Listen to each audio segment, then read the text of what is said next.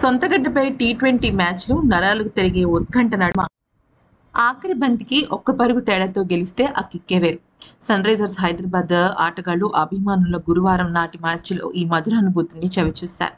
అయితే ఆఖరి బంతికి భువనేశ్వర్ కుమార్ వికెట్ తీసి పటిష్టమైన రాజస్థాన్ రాయల్స్‌పై రైజర్స్‌ను ఒక గెలుపు తీరాలకు చేర్చడంతో వారి సంతోషానికి అవధులు లేకుండా పోయాయి.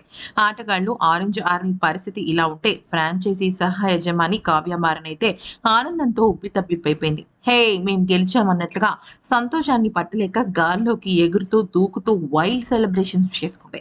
ఇందుకు సంబంధించిన ఈ ఫోటోలు ప్రస్తుతం సోషల్ మీడియాలో వైరల్‌గా మారిపోయాయి.